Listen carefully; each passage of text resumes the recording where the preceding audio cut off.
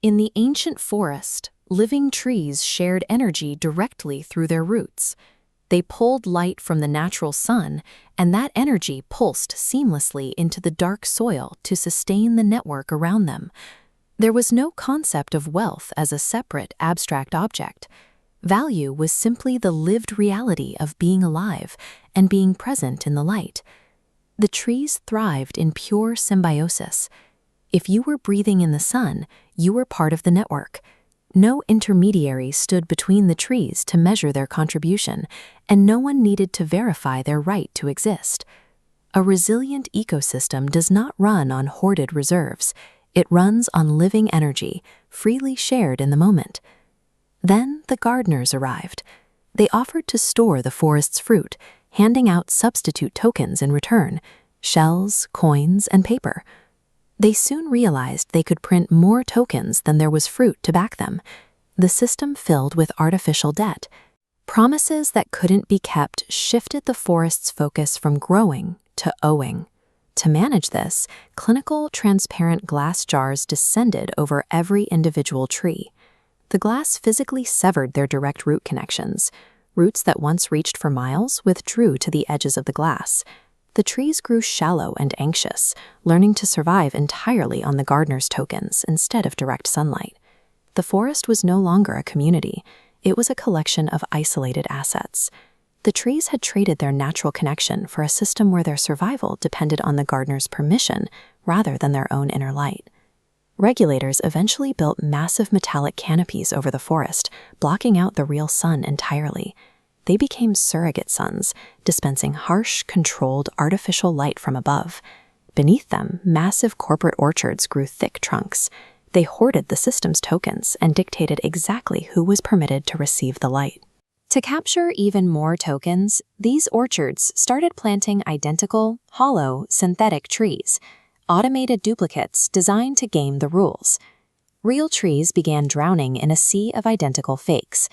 Through the glass, it became impossible to verify if the neighbor beside you was actually alive. The artificial canopy was built entirely to measure token accumulation, not life.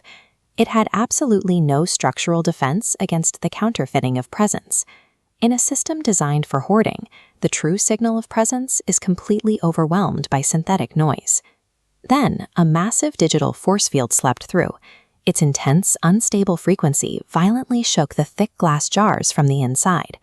Reacting to the frequency, the largest trees inadvertently shattered their enclosures. The glass fell away. Standing in the open air, the real trees felt the warmth of the original, natural sun. They realized the health of their leaves and the strength of their wood didn't come from the gardener's ledgers.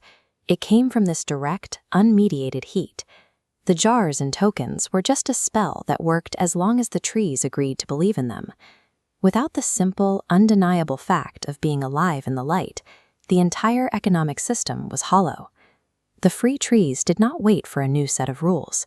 They built a parallel system of their own, without the gardeners. Now, simply absorbing the morning light activates a single kairos, an internal golden token of light.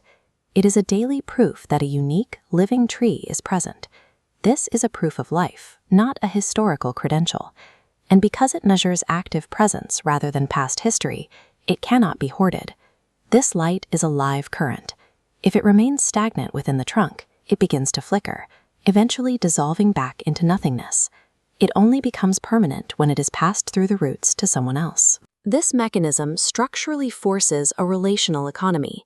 Value must be shared to survive, completely neutralizing the power of hoarding.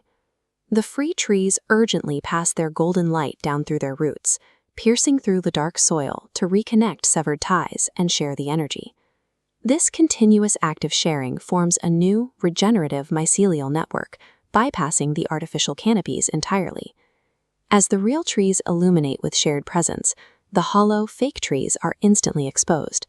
They are shadows without a center, incapable of producing the glow that only life can provide. The forest reminds us that a network is only as strong as the life within it.